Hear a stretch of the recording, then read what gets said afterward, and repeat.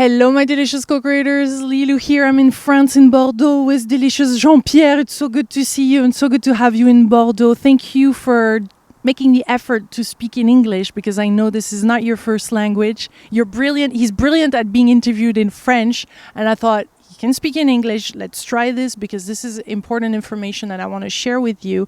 You know how much I love to create this bridge between the US and France and Europe and share this information. It needs to go through Atlantic. It needs to go to the US. This you need to hear this. Why? Because Jean-Pierre has this brilliant career, let's say multi-careers, as astrophysician, as a physicist. You've worked as the director of research at the CNRS. You have published many books. You have published in peer reviews. You've been interested in these topics for 40 years. But what I'm interested to know here, and we're going to speak about UFOs, we're going to speak about extraterrestrial beings, and why interstellar traveling is actually possible. And you discovered many formulas in a very uncommon way, let's say, or common way. Definitely. Yes. So tell us, how did you get to this topic? I mean, what was so you were doing research on other stuff, and all of a sudden you got interested about UFOs? I'm going to hold this because I know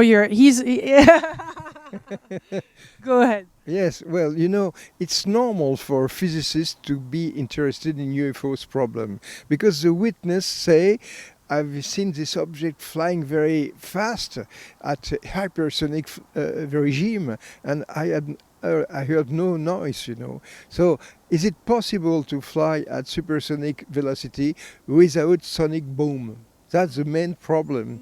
And so I was involved in that immediately. And I directed a PhD thesis. We did many publications in peer-reviewed journals. And that's important. I belong to the scientific community. I'm not external, And I published... It's unique, isn't it? Because I don't know if there's many scientists around the world that have this status. I must be the only one, only one who published works directly connected to the UFO problem, and inside the system, in the peer-reviewed journal. Yeah. And that's very hard, I can tell you. So what are the main things that you've been able to anchor in science about UFOs? And the first thing was this problem of hypersonic flight without boom. And, among the French scientific community, that was considered as something silly, Can we fly and remove the shock wave? When you fly at supersonic velocity, you produce a shock wave, and that when an airplane flies, you hear boom, the boom. Many people know that, How is it possible to remove the shock waves? And it was considered that impossible. But, I was a specialist, and that is called magnetohydrodynamics, MHD. People begin just a little bit to know about that.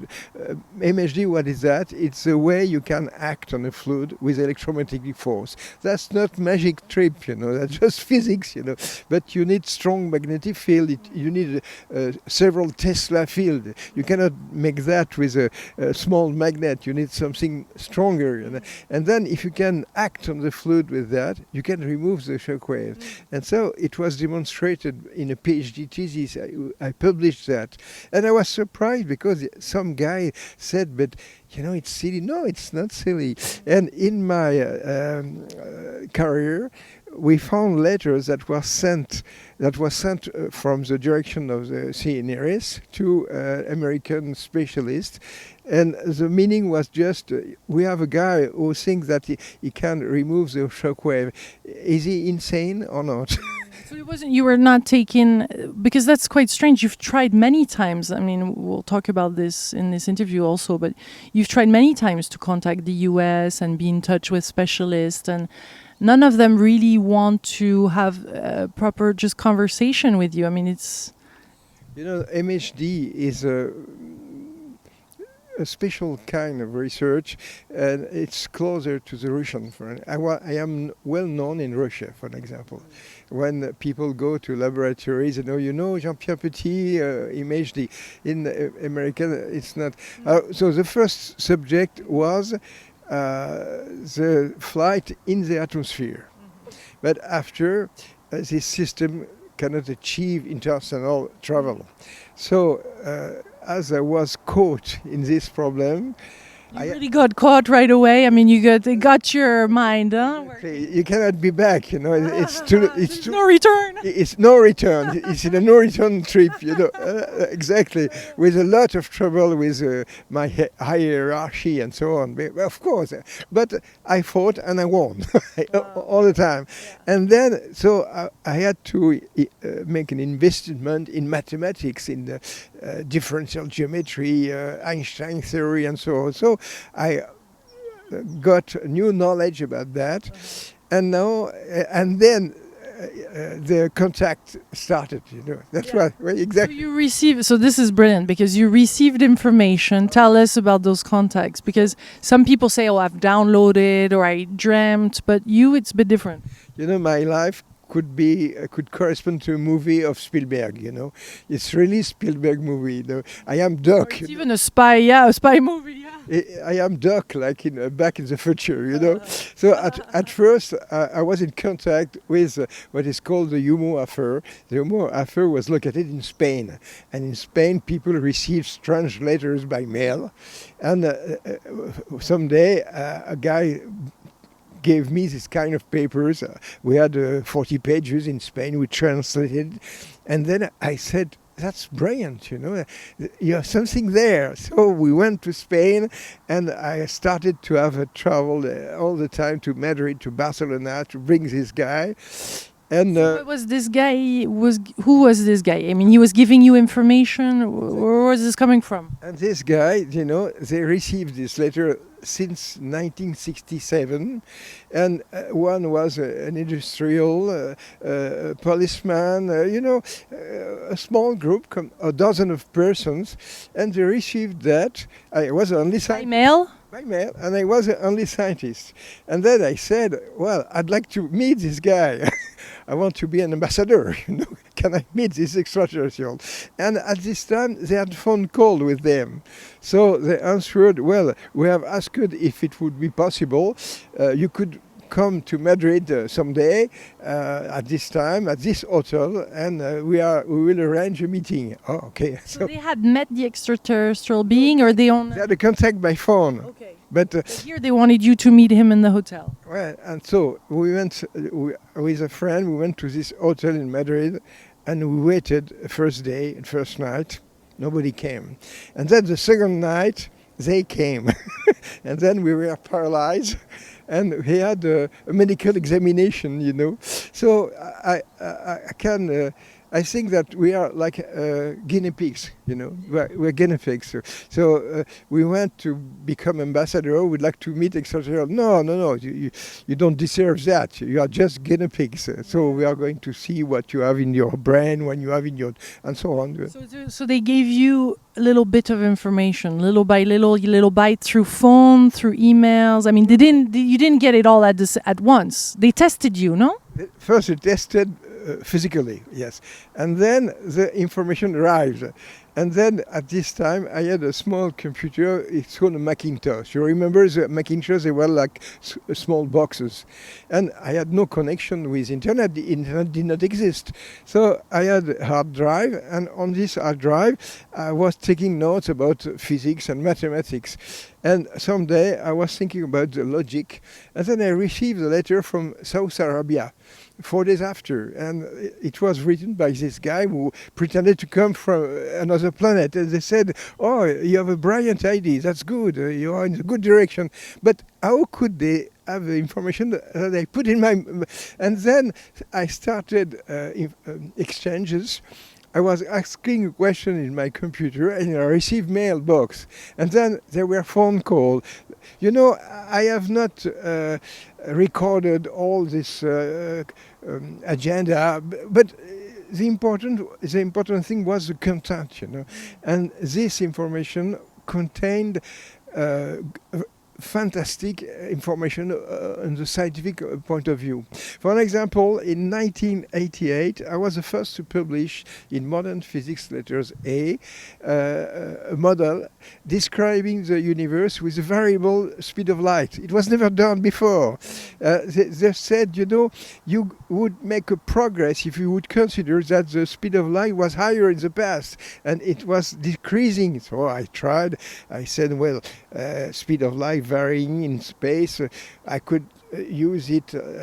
Perhaps it's varied like the inverse of the span of the universe. And then I went to Madrid and I said to a guy who had a phone call, and I said, I've tried this kind of problem with variable speed of light. He said, no, I have asked them by phone. It's not a good rule, It's the inverse of the square root of the span of the universe. Ah, thank you. So I came back and it worked. And I made like this. Exactly. And I made a publication with that. So, it's a no return trip, when you put your finger in that. What do people, those in those peer reviews, they must say, how did you come up with that? Do you explain how you get this information, or you don't go there? Now you dare to say it because you're 82, but before that you wouldn't say the source, right? I did it many years after, and I remember in a publication made in a very top-level journal, I made an acknowledgement, and I said, I thank very much Professor Ogzao, and I put the name of the extraterrestrial guy.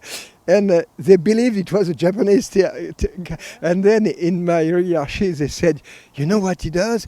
He give an acknowledgement to extraterrestrial people. That was the first paper you find acknowledgement to an extraterrestrial. I thank him very much for this useful advices and information. That's daring, yeah. Yeah, the historical, exactly. It was in 1974. I remember something like that. Oh my God! They thought you were under LSD or something. And it's Spielberg's story. It is Spielberg, and my career was a career like the character of Spielberg, because they gave more and more information about the structure of the universe, and like what? Tell us more discoveries and things that were published. Well, it corresponds to the idea of Andrei Sakharov, the Russian, but I'm deeply convinced that he had the contact with the same guys at the same time, because what happened to Andrei Sakharov. Andrei Sakharov was a scientist. He invented the Russian H-bomb. He was involved in the military, and then he received probably contact and letters, and they said, you shouldn't do that, that's no good. And then he gave up on the military aspect, that, and he shifted to cosmology, like me. Exactly. And he started to publish in 1967 papers like that. And then when I read that, I said, Sakharov has the same information than me. But I had no money to go to Russia. I would like to meet Sakharov. I think if we had this meeting, Sakharov would say, you received the letter too. We could compare our information. But what is the main information? The information is that the structure of the universe is different than the common idea we have. And Sakharov used the term of twin universes. Twin universes, he tried to manage that, saying that the universe is as a twin. And in this twin, the arrow of time is opposite. That's strange. One goes this way, the other goes the opposite. Exactly. And I manage that differently, but it goes with interstellar travel. Interstellar travel is not possible within the classical general relativity, because we have the limit of velocity of the light, and then speed of light. Yeah. Exactly, speed of light. And the scientists, they say it's not possible, because if we could reach the next, the closest star, it would take 10,000 years. No. You have a second side of the universe. The good idea, if you take a piece of paper, you have one side and the other side. You can travel on the upside, and then you can travel on the down. And then the velocity of the light is different, and the distance are different. And then the last computation shows that the velocity of light is 10 times higher, and the distance 100 times shorter. You get factors 1,000 about the travel time. So the conclusion is interstellar travel becomes feasible. And there I have published enough paper to introduce this in the scientific community. And how deep is the universe? How big is it? It's as big as we can. It's very large, but I mean, we can live on other planets, etc. Can you give us numbers? well, in this other side of the universe, the mass are negative. And you have only clusters of negative mass. In 2017, there was an important paper published in the journal Nature. And this papers described a map of the universe at very large size. It was more than something like 1.5 billion years. And then we have our galaxy at the center. And then you have that we call big attractor. A big attractor, it means you have 100,000 galaxies there. And so normally it attracts the matter. But at the other direction, at 600 million years, you have what is called the Great Repeller. The Great Repeller. The what? The Great Repeller. The Great Repeller. Great Repeller. The Great Repeller is a place where there is no galaxy. It's a void, and it repels the things. And my theory says in this place you have a cluster of negative mass, and this cluster of negative mass you cannot see it because negative mass emit negative energy photon. Because the energy is m multiplied by the square of the velocity of speed of light. So we are not equipped to see negative energy photon. So it's invisible. So you have observational evidence of this theory. Okay? So in a paper I have published in 2018 in Astrophysics and Space Science, we show that it explains a dozen of things. For an example, you know that right now you have dark matter. What is dark matter? Oh, that's very mystery. And then we have dark energy. Dark energy. Yeah, it's dark science. It's dark science. We are thinking in the dark science. Well, and for an example, for the uniformity of the primitive universe, they have invented the inflaton.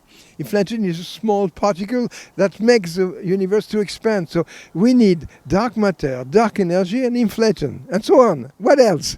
So here you just need to change the geometry of the universe, and it explains all these things.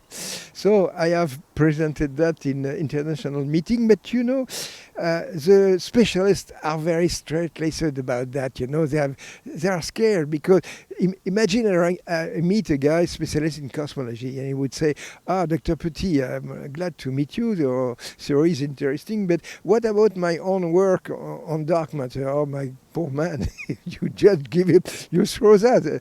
Yes, and what about dark energy? Same thing, So dark matter, it doesn't exist. You know that dark matter, you have had a lot of attempts to show the evidence of this object. For an example, they have installed a laboratory in mines at 2.5 miles deep to protect from the cosmic radiation, and they have also laboratories in the tunnels with a big rock mass above, and it doesn't work, not at all. No particles. So the information that you're bringing is disturbing, to say the least. Very terribly disturbing. When Einstein brought his theory, it was just a sophistication to Newton's theory. You have Newton's law, and we could describe the path of the planet around the sun. And you know that Mercury had a strange behavior. It was moving, its ellipse was moving, but it's very small, So Einstein explained that, but you could anyway have a good description of the universe with Newton's law. It doesn't destroy the Newton law. It just gives a little sophistication. But the model of the universe, I call it Janus. Janus, Janus is a king. He's a god. He's a god, ancient god. And when you find this god, he has a particularity. He looks towards the future and towards the past. You have these two faces. He has not two visages, but he looks to the future. Two faces, but he looks towards the future and towards the past, and it corresponds to this thing. Of course. You mean it corresponds to the vision of the universe that you receive? Exactly. you know, it arises as a problem like for the ancient Egypt. Where does it come from? Why do well? Yeah, actually, I'm doing a little side note, but if you want to check the video that we've just done on Egypt as well, you can go and see it because it's he reveals also his out-of-body experience where he was an engineer on site of the pyramids and he got some formulas that actually work mathematically and it's another. But going back to Janus, Janus. So tell us about that. Well, as I told you, in 1967, they said that the arrows of time were opposite. So what is the meaning of two arrows of time? A French mathematician showed in 1970 that it just means that the mass is reversed. To say that a particle goes to the future, to the past, inside of the future, it means that it has a negative mass. So it was clearing the problem completely. But now we could go back to the incidents. Then, for an example, one night during the 80s, I just want to figure out just the Janus because you've done tons of videos online in French. They're not in English. Subtitles. They have English subtitles. Okay, good. You have Janus videos. You have 30 videos. So you explain that in great depth. Okay. But you know, you take aspirin and you look at it. 30 hours. It's 30 hours of watching. Okay. But after watching this video, you will not be the same, you know. It will change connection in your brain. you will think differently. Definitely. But, you know, this goes with some parallel life. For an example, one day I was in my house in Pertuis after the lunch, and then I had to sleep. And I slept 12 or 14 years. 14. Jean-Pierre lives south of France, in Pertuis.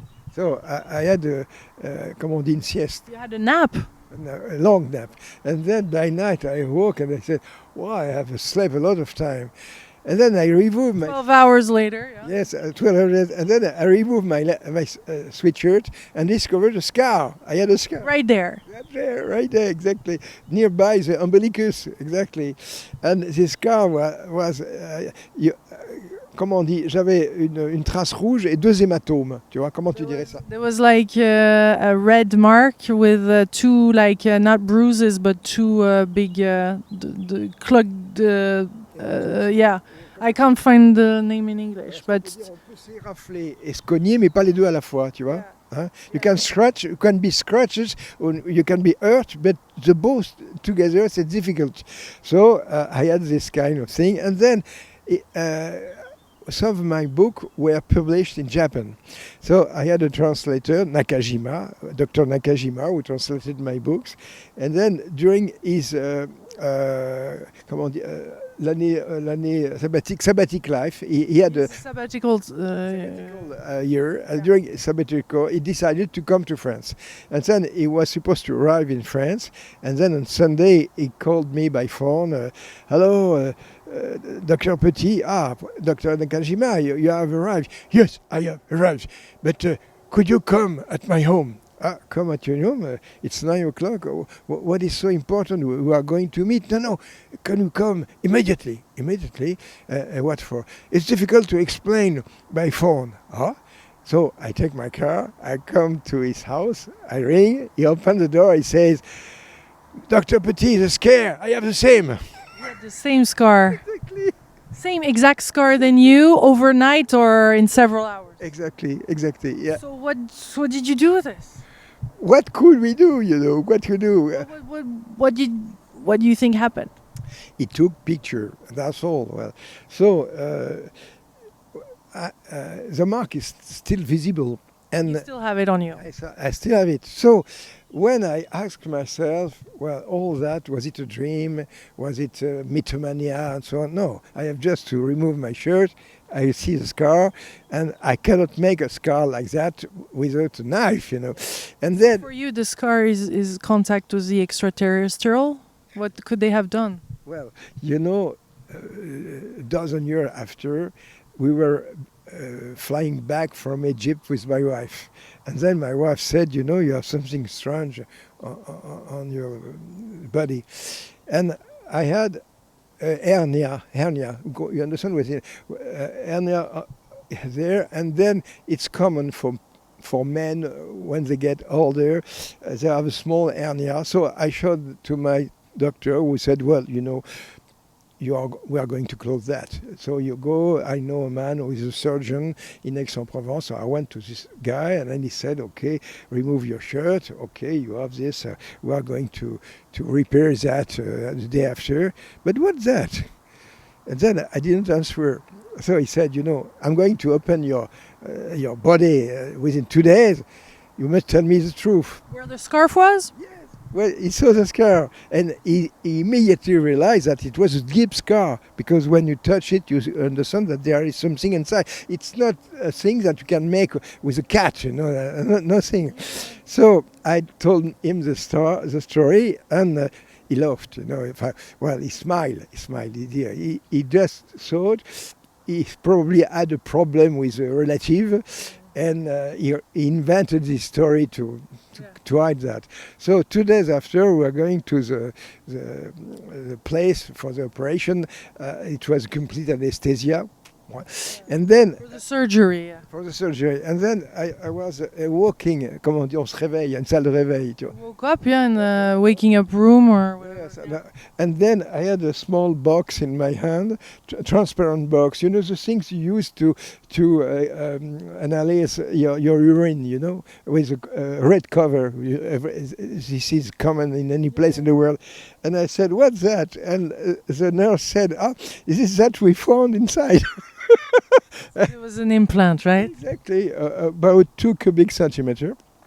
And So you were not that surprised?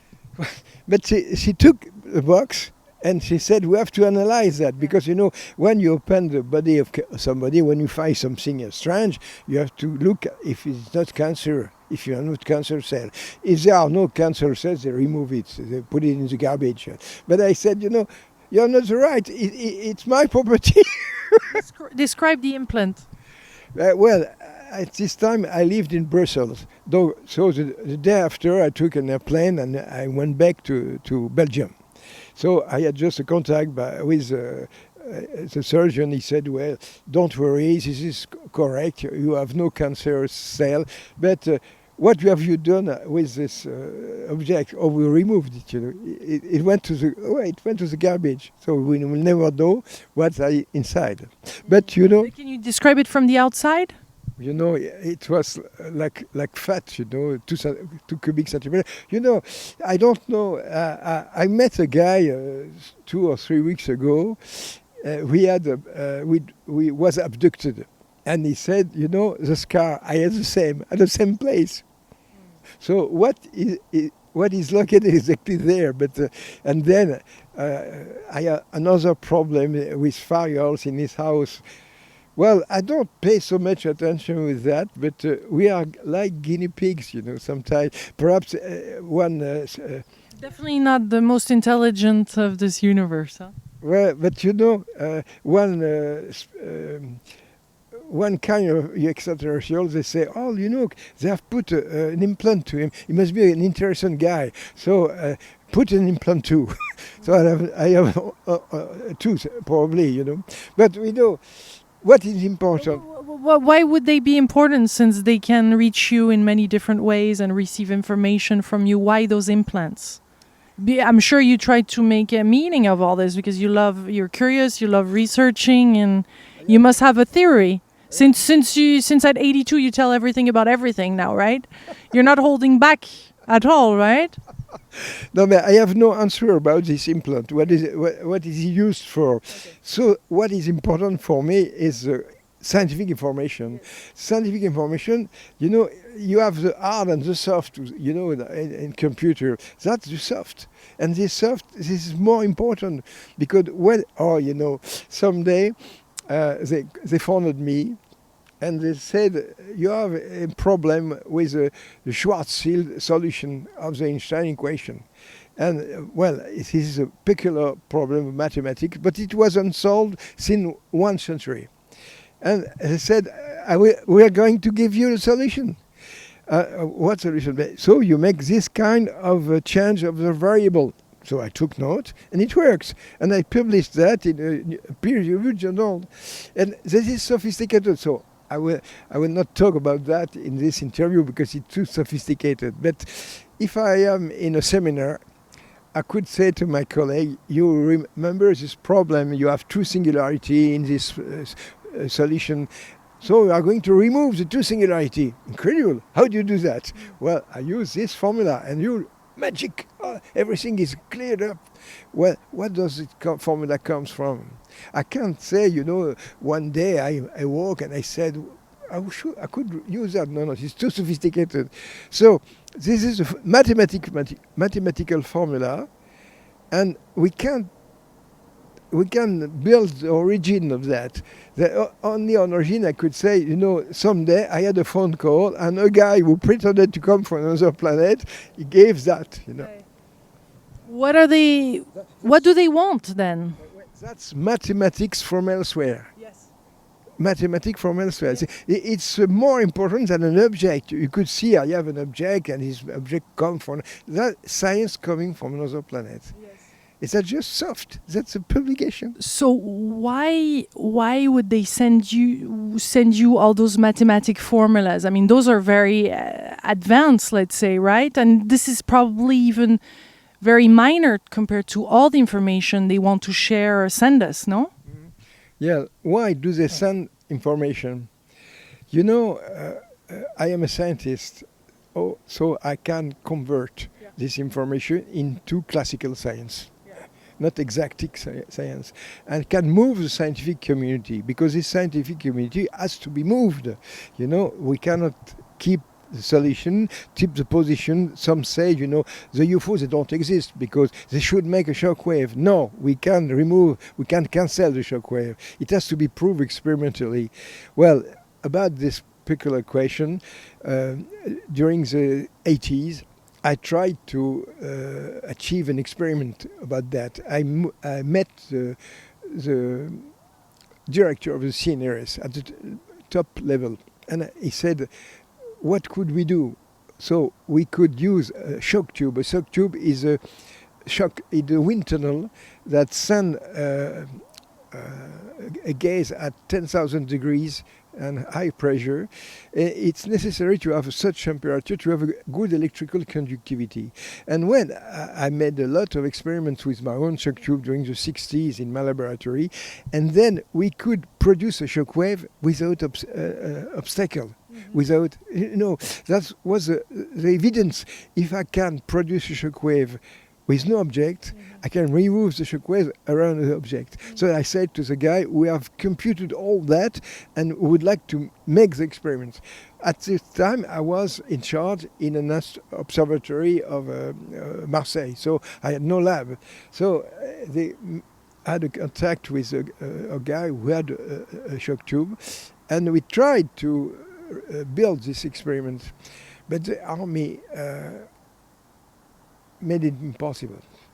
You have an expression in English, it's easy to pull a cat out of the bag, but you cannot put it back, Exactly. They didn't want to pull the cat out of the bag, because suppose we have removed this, we have cancelled this shock wave, it was a solid result, you could publish that, and it could make the UFO problem to arise in scientific world, And that would have a lot of implication, obviously. Exactly. Including military implication. Because when you have a cruise missile, this cruise missile, for an example, the tokamak, it cruises at subsonic velocity, because the supersonic velocity will cause a drag. And the supersonic cruise missile have very short range. A tokamak has a 2,000 or 3,000 miles range, and the supersonic are very short. So if you could remove the shock wave, you could have very long range cruise missile. Therefore, this is.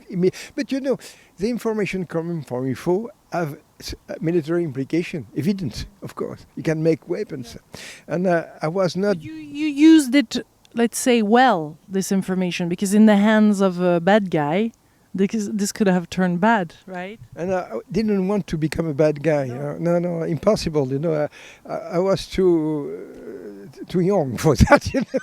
They could not buy me by money or anything. No, of course. Yeah, because there's many ways of pressuring and many ways of because there's a lot of misinformation, let's say, about this. Because you could be discredited, or die pretty quickly. You were threatened, I guess, or there was nothing that they could do. What they wanted, it was to put all this research in secret laboratories. Yeah.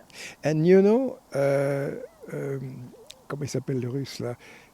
Putin. Putin gave a lecture. They talked at the Duma 1 year ago, and he said that the Russian has developed hypersonic missile. You know that, and they are in advance, and these are MHD missile.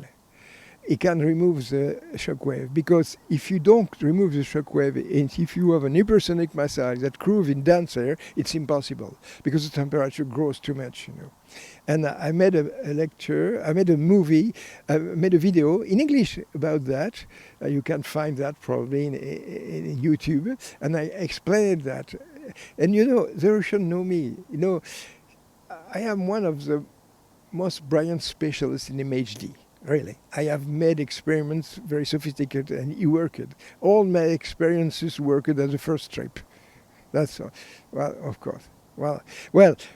Why about the pressure? Well, there are many things. You can say this guy will not a penny for him. Of course, during 30 years, I had no money to go to international meetings.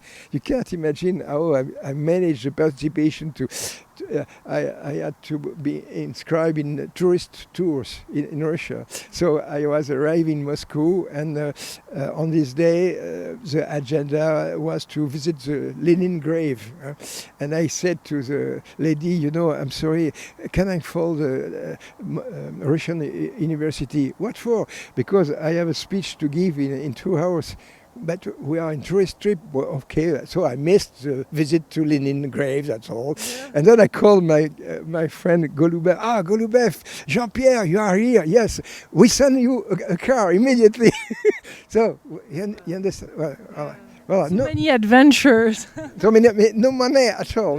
No money at all. But you're finding a way, but it stopped you, obviously. But you continued, as you said, your main thing is pen and paper. This, at least nobody can get that out of freedom is pen and paper, and with pen and paper I could fight, you could represent me with a paper fighting.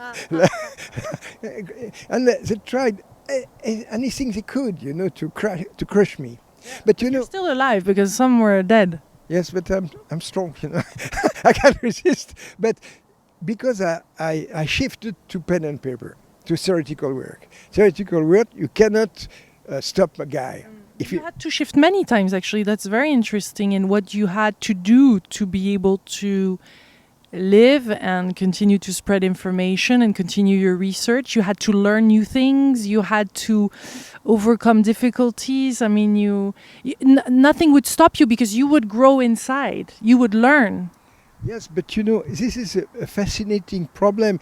Imagine you have a contact with guys who come from extraterrestrial planet, and they give you scientific information. You cannot resist that, I think... but in other people's hands, they might not have done the same. But they would be deadly scared, But, well, I'm not scared, I was a safari conductor in Kenya in the past.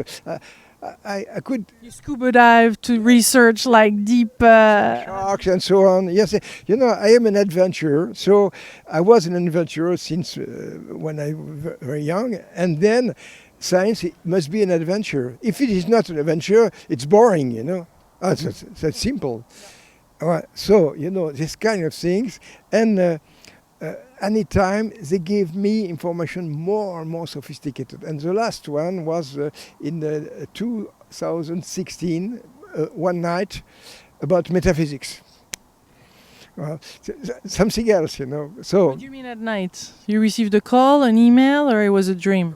Oh, no, it was a phone call. Well, hello. No number. They call at 3 o'clock. I think this is the time they work.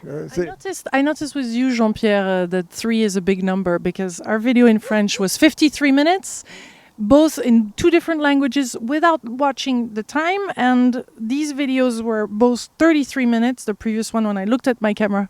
I know 3 is a big one. Yeah, but 3... This is for love, but honestly, this is like synchronicity. 3 in the night must be the time they work, so they take off. And then they say, I'm sleeping, yes, but take that in night, it's important. Yes, but couldn't you call during daytime? Well, so the last information was, the geometric vision of the universe is not the Einstein vision, it's more sophisticated. And what is the great paradigmatic jump at the beginning of century? What was the main idea of Einstein? What Einstein says is the universe is not designed like you think. We live in a Minkowski space. In a Minkowski space-time. For the specialist, this sentence contains everything, including the limitation to the speed of light. So the sentence in 2016 was, consider you live in a Hermite space. Hermite space, yes, it's a complex Minkowski space. Well, if some guy learned this video has some knowledge in mathematics, you have Minkowski space, and if you take a complex Minkowski space, then it becomes Hermite space. Oh yes, and then you use a method of Suryo for this kind of thing. And what was fascinating in the extraterrestrial idea is that the matter had 2 components. We had positive matter and negative matter. So you had 2 kinds of matter. But then you have 4. And you have 2 kinds of matter that... And 2 matters. Yes, yes, and they form the metaphysic world. Right. They form the metaphysic world. So you have 2 worlds. You have the physical world we belong to, and you have the metaphysical world. And it was with special... There is another meta interview. This is meta, yeah. Yes, but for me, I would like to say it's too much, You ask me to explain that to people. And it's huge. It's huge. It's really huge. The shockwave constellation, peanuts. Even the interstellar travel, just gadget, Yeah. But metaphysics, that's something, And philosophers said in the past, metaphysics is like a big lake, and to cross this lake, we have no boat. Well, they offer the boat and the motor, and I say, come aboard, we're going to cross. So I was supposed to explain that in a meeting devoted to mathematics, and the guys arranged to eject me from this meeting. Incredible. Well, the fight is just beginning there, and I have published that in a peer journal again. It's a solid mathematics. That's the most sophisticated work I never did.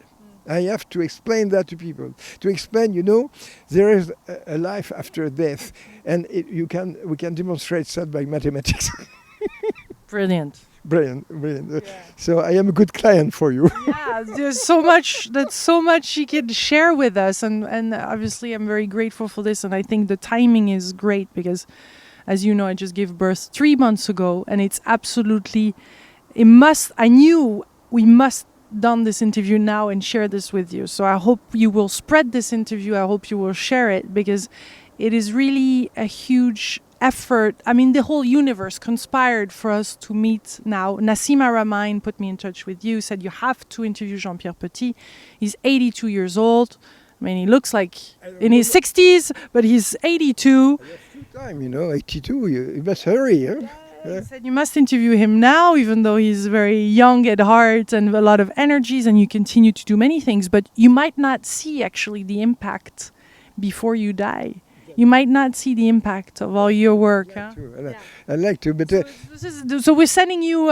Be in touch if you're influential, if you're a publisher, if you have some information. If you don't hesitate to contact Jean-Pierre through his website and his email. He's easy to find and to contact. And come to United States and to explain that. You know, he's ready to come, and that's a big one for him. Take an example. Perhaps you know Michio Kaku. Michio Kaku is an American from Japanese origin, and he's a scientist, and he explains many things about the universe. I would like to face Michio Kaku because he can understand what I do, and that's a good thing. Yeah, and have like a talk, and that it should be televised. I'm ready to take my camera and do this.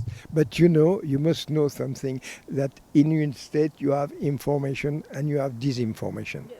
Exactly. Like everywhere, in France too. Yeah, everywhere. But this information in France is just, we don't talk. Right. That's silence.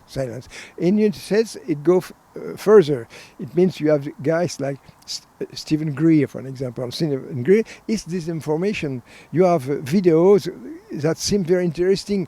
There is nothing inside. You know? And you're saying he's fake, yeah? Yes.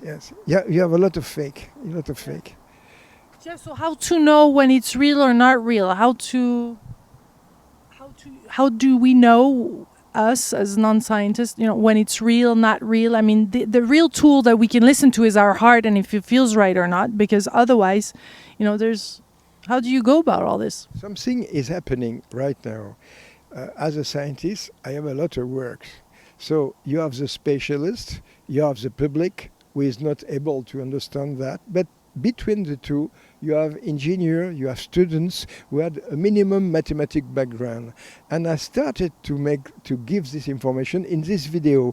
And if you look at the video Janus, you will see you have PDF file for guy who knows a little bit about mathematics. You know what is a logarithm, you know what is an exponential, you know what is a differential equation. You know the basic tool for the mathematics that every student has, and the guy begin to read that. And when you have looked at the computation, the guy say, what he says is strong. But the specialists, they don't want to read. They don't want to hear, you know. Incredible, you know. Can you imagine, since 2014, I cannot present my work in seminar in France, in all laboratory, no answer. I would like to present my work in observatory, laboratory, theoretical physics. They don't answer. They are deadly scared. Because I am a guy like Clint Eastwood for theoretical mathematics, you know. I can put a theorem between your two eyes at 10 meters, like that. Yeah, well, you have the answer. I have the answer. No, I never, comme on dit, j'ai jamais perdu un combat. You never lost a fight. I never lost a fight, and they know that. I'm dangerous. Yeah, because you have a lot of humor and fun, and you do it for the right reason. So this is very strong. Thank you, Jean-Pierre. I know we can speak also about the different things that you have invented and all that, but we'll do some other videos about it. It's getting really warm here in France. We have a whole big heat wave, so we're doing this video in the morning, but right now the sun is starting to rise. So time to say bye-bye and to ask you to share this information and to do whatever we can to co-create this, because there's something big happening. We need you. We need you. We need you. Yes. So we send you lots of love and speak to you soon. Bye, my delicious co-creators. Much love. Thank you, Jean-Pierre.